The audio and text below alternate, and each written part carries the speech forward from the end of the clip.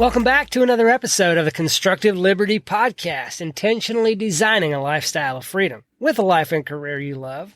Today we're going to continue on with what we talked about last Wednesday, and that is a review of that conference that I was at a few weeks back. That'd be EDGECon Small Business Conference. If you have never been to that conference, you definitely need to go. I will have a link for you in a couple of weeks. They are setting up a referral system so that I can send you a link to go there. Otherwise, you can go to EDGEconUSA.com. The tickets are super cheap right now as far as what they will ever be. They're just under $400, but they will rise up to about $700 or $800. And if you want tickets, the cheapest they'll ever be, go to EDGEconUSA.com. Otherwise, you can wait till I get my referral link, and they'll be a little bit more expensive, but you'll get $25 off whatever that listed price is, and I'll get a little kickback as well. But anyway, we're going to dive right in because I've got a lot to cover today. So last week, I shared with you about several of the speakers: David Kauffman, Alicia West, Jim Cathcart, Dale Smith-Thomas, and I think that was all I got through. Today, I'm going to try to push through the rest of them. I don't know if I'll get all of them. I may save one of the speakers, who is my favorite, until last and do an episode just on him. But we're going to dive into, starting with Ken Hartley, who is an awesome dude. He's a very good speaker. He's the MC of this conference and has been for a few years. He's amazing. Really is. He's an illusionist. Super cool. He gets up there on stage and does all kinds of little tricks that make you think you're seeing something when he's doing something else. And he always brings out a lesson in that. So his speech was about belief. What you believe about yourself. Okay. He said, what do you believe about life, self, past, your potential, and your purpose? And do your actions prove what you say you believe about? A belief, if not acted on, is simply a wish. So you might say, I believe that I'm a good salesman, or I believe that I can do, whatever the thing is. But if you don't act on it, it's not a belief. It's simply a wish. So do my actions move me closer to what I want and believe? Think about that for a second. Faith is to believe what you do not see. And the reward for faith is to see what you believe. But that only happens when we put into action what we believe, or when we act on the things that we believe. If you can believe, all things are possible. And that is words from Jesus. Okay. Jesus himself said that. If you can believe, all things are possible. So all we have to do is believe and act on that belief, and anything is possible. That's truly amazing and inspiring to me. Over and over again, these speakers talked about the gifts that we have, that being your purpose, your passion, your talents, your personality, all of the things about you that were given to you in life, or that you've worked on to acquire for yourself. That's things that you are able to do, not talking about physical possessions. And those gifts we either use or abuse. Okay? If you're not using it, you're abusing it. God gave them to you to use to make a difference in the lives of others. Now, Ken Hartley at the last EDGECon 2022 came up with a completely new speech presentation that he had never given before. And this year he presented it again, but in a different way. He talks about the 5 roots, which are the same things as my keys to life, my keys to impact. But he says the source of our problems stems from our roots. And if your roots aren't right, then obviously you have massive problems. Our habits come from consistent actions, and those actions come from beliefs. And beliefs come from the roots. And here's the 5 roots that he gives: spiritual, mental, emotional, physical, and financial. Now, do those not sound exactly like what we talk about all the time? All the time. The spiritual being purpose. What has God designed you for? The mental being the mindset that we talk about. Emotional having to do with the relationships in life. Physical being your health and financial being the wealth. Now he presents it in a much better way than I can because he's had years to develop his message, and I haven't. Obviously, I'm not that great of a speaker, but I'm continually trying to level up my speaking skills. But he presents that in a very, very good way. I just thought it was very synergistic how the things that I talk about, me, Ken Esch, I sit here and talk about my 5 keys to a life of impact. He comes up on stage in front of hundreds of people. He's a multi-million-dollar speaker. Like, he's spoken all over the world. And he talks about the 5 roots of life. And it's the exact same thing that I talk about. It was validating to me. I loved it. Our spirit is something or someone bigger than you. That's our purpose, our why. That's the spiritual root. The mental root is the belief that we have about ourselves, about where we'll go. We need to focus on the what, okay? So the spiritual is the why. The mental is the what. The emotional or the relationships is the who. The physical is the health, and that is the how. And financial, that's what keeps us supplied for how long. This is the way to impact, okay? I talk about a life of impact all the time. Your spiritual is how you'll impact people. The mental is what kind of impact you're going to create.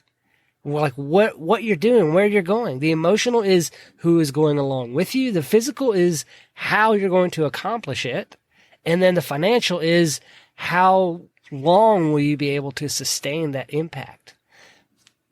What voices am I listening to? Am I listening to voices that are empowering or voices that tell me I can't do it and are disempowering? Are the voices saying I'm too young, I'm too old, I'm not good enough, I'm too good, I don't have anything to offer, I'm not as good as Ken Hartley? Success is for other people. What voices are you listening to? Remember in last Wednesday's episode, I mentioned that the theme of this conference was no limits. We can break limits that are self-imposed. Even if other people put limits there for us, they are self-imposed because we don't have limits. We serve a limitless God.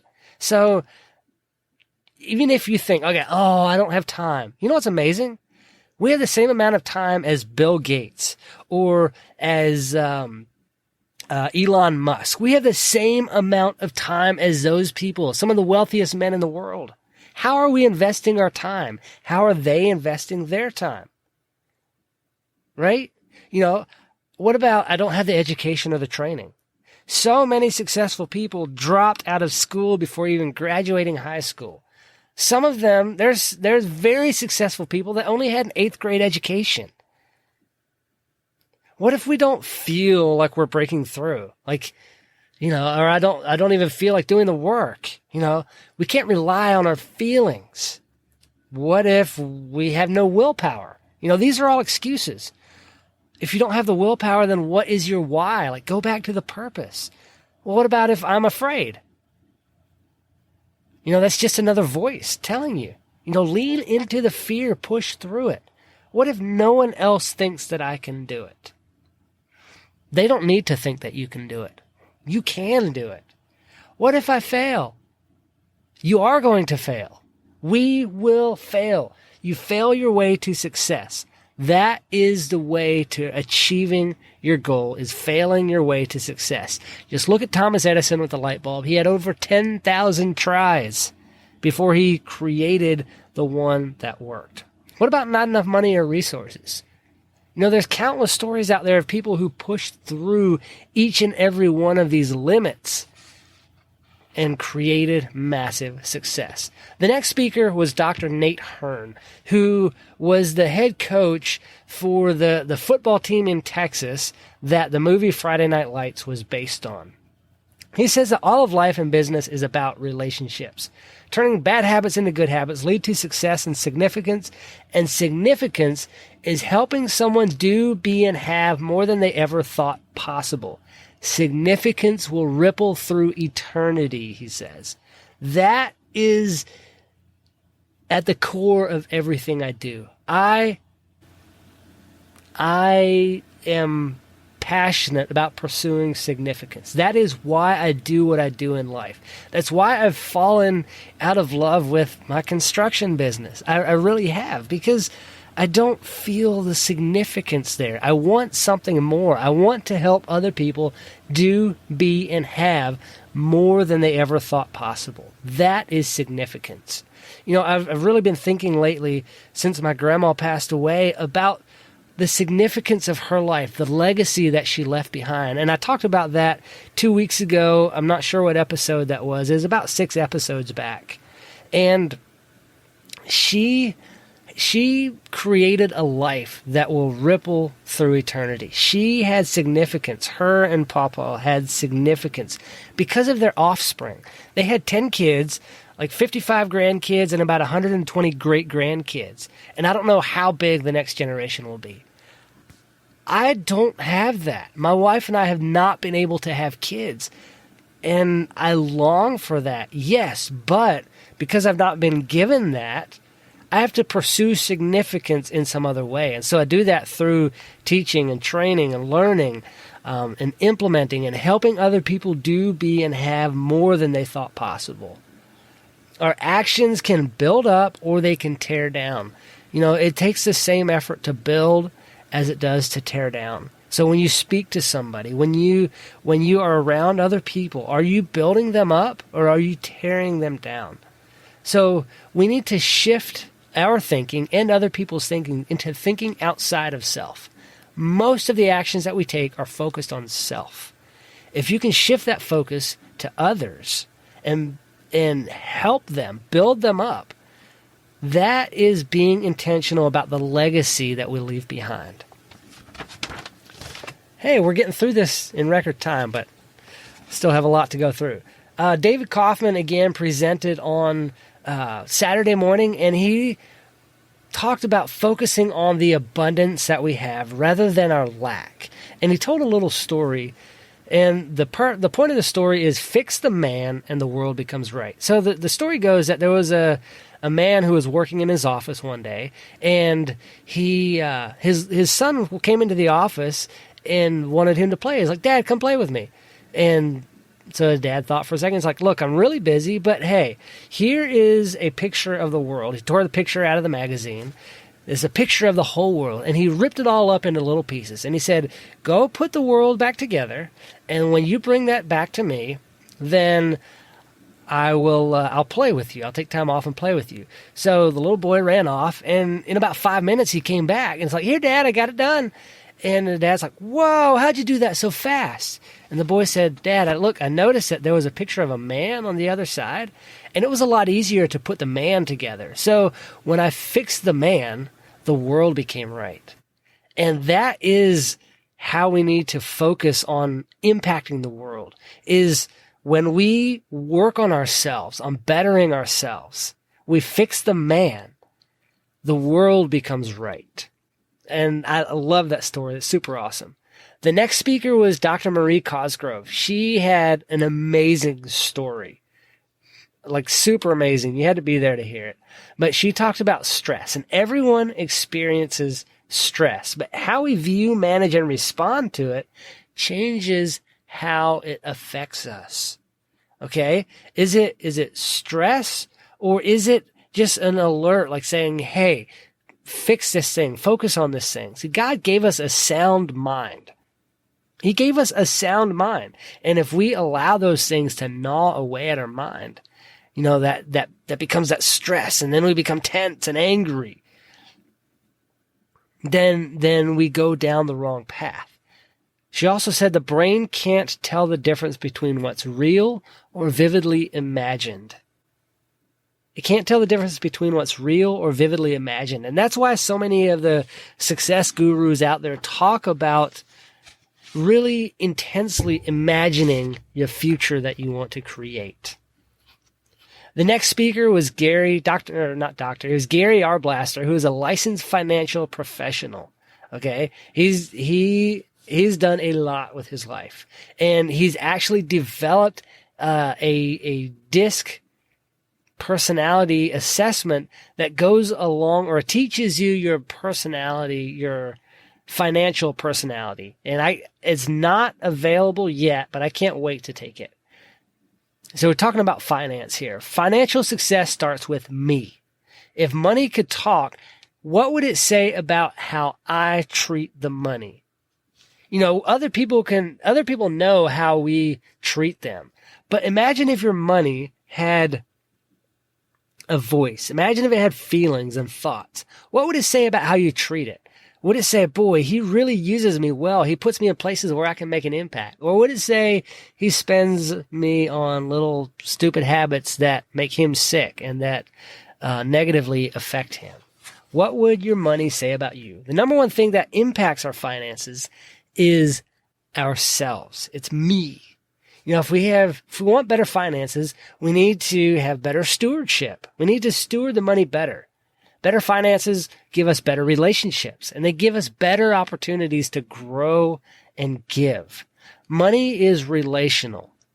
It's connected. It's interconnected in everything we do. We need to think of money as, differently than the little paper dollars or the coins that we have.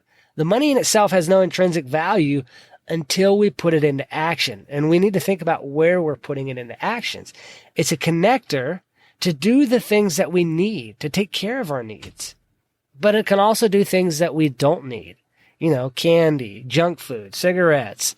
It can do things we don't need. It's really, at its core, money is a mindset. And financial independence is a decision that I have to make for myself. I make that decision.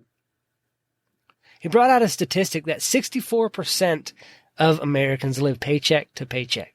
In the wealthiest nation on earth, 64% of people are living paycheck to paycheck. And that is a choice. That is a choice. It really is. Opportunities, he says, don't go away. They simply go to other people. That struck me when he said that. Opportunities don't go away. They go to other people. So here is a few things. He gave a couple of steps, and I'm going to run through that. The personal steps to financial freedom. One thing he said is dream so big that you get uncomfortable telling small-minded people about your dreams, and hopefully they get uncomfortable with it as well. And if they try to drag you down, then you need to maybe be around other people. Anyway, the personal steps to financial freedom. Number one is I have to own it. I have to take responsibility and be a student, not a victim. I have to own it now. Like it's all up to me.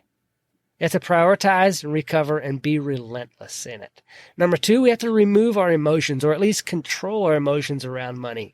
Pause and think before you buy something. And as much as you can, automate everything that's possible. Automate your bill pays. Automate all of your spending that you can. Automate your investment. You're putting money aside for savings and retirement and all of that. Number three, you deserve what you tolerate. Okay, you deserve what you tolerate. So if you are spending money in all the little places, you're tolerating that. And little things that don't make an impact in your life, that don't move you forward. You deserve that because you're tolerating it. We need to get comfortable with being uncomfortable. We need to create a tighter budget, new income streams, sell things that we have laying around the house, build new habits, like build better spending habits, build new money-making habits, and we need to invest wisely. And then the last of all, number four, we need to understand our financial personality. There's a verse in the Bible that says, as a man thinketh in his heart, so is he. So whether you think you can or you can't, you're right, and that ties directly into our financial lifestyle, our income, our spending habits. As you think, so are you. So if you think small, you'll act small. If you think paycheck to paycheck, you'll act paycheck to paycheck. But if you think bigger, you think outside of that, you'll find ways to grow. It might be $2 this week that you put into savings. It might be $100 this week that you put into savings, but that grows, okay? And if you can stick with that plan, make a plan, work the plan, stick to the plan. Dr. Lou Sterrett was the final speaker. There is one more, but I'm probably going to do an episode only on the other person. So the last one I'll talk about today is Dr. Lou Sterrett. He talked about what ifs or if onlys. What if onlys do I have in life? If only I had been able to do this. If only I had that opportunity. If only this. What regrets do we have? How do we approach things in our past? Do we approach that with an if only I had this? If only I was able to do that. If only I had more money. If only I had that opportunity. If only I had gotten a different degree. Those are regrets that we have. Escape, and those regrets cause us pressure. And escape is our number one solution to pressure. So when we try to escape, we're not helping the situation at all. And often that sends us into denial. Like, what am I avoiding? What am I trying to escape from and avoid? Then there's blame that comes next. Denial, escape, blame. Do I blame other people? Like, well, it's his fault. If he hadn't done that, or if they didn't do this, or it's because of that. I talked in Finding the Next Level podcast this morning about accepting responsibility for your situation. We have to accept the responsibility in order to move out of the situation, in order to move beyond it and to push through it. So often we get the thoughts and feelings of, even if I try, there's just too many obstacles to overcome. That's where the responsibility comes in at. You have to accept responsibility and move beyond the obstacles. Figure out what the obstacles are, find out who can help you move around them, and what's it going to take to move around them. What am I allowing to enslave and defeat me? Okay? Is it my finances? Is it a thing in my life, an addiction? Whatever those are for you. Is it defeating you? Is it enslaving you? Is every time it rears its ugly head, you get beat down and knocked down and pushed back? What is that thing for you? You need to take responsibility for it. Stand up and be the master of it. Like, push back, defeat it. You can do it with God's help.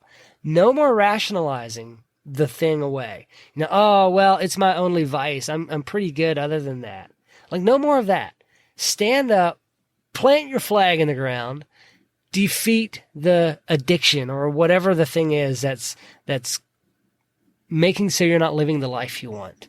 Whether that's poor spending habits, whether that's a cruddy job, or whatever job you have or situation you're in, are you allowing it to enslave or defeat you?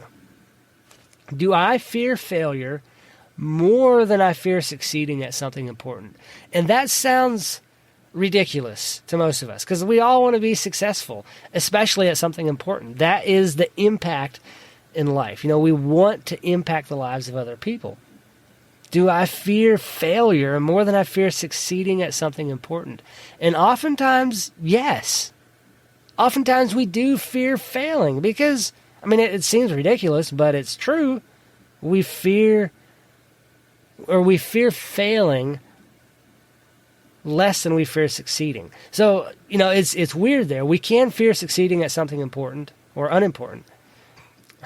I'm going to read this again. Do I fear failure more than I fear succeeding at something unimportant? So what are you doing in life? Is it something unimportant? Would you rather go after the unimportant rather than the failure? It might be possible to fail, or I can just not try that and I'll just do something over here and be successful at something that doesn't make a difference in life. The purpose of our limitations is to drive us forward to abundance. He mentioned what they call fences forward. Dr. Lou Sterrett is a cowboy out in Oklahoma, and they put fences along the route that they're driving their cattle to push them forward to the abundance of an open field, to where they're feeding them or to the stockyard. Our fences or our limitations are what gives us boundaries to focus on all the things that we do have, all the good things in life. So we need to switch our mindset from, if only I had this, or if only that had happened, to only if. Only if I focus on what I have and push into that will I succeed. Only if I allow God to really fully develop me will I succeed. God doesn't want us to limit our challenges. You know, we all have challenges, but He doesn't want us to try to limit those. He wants us to challenge our limits. Think of working out. Like when you go into the gym, you don't limit the challenges. You don't, bench press only 50 pounds because that's easy. You put on the max. You do as much as you can. That is where the growth happens. Challenging your limits is where the growth lies. Don't limit your challenge. Challenge your limits. That's all I've got for today. I'd love if you would share this episode with one friend. Share it on Instagram or Facebook or Twitter and tag me in it. I would love to see that.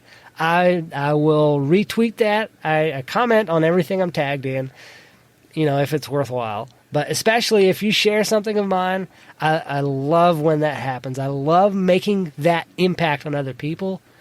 Do good work.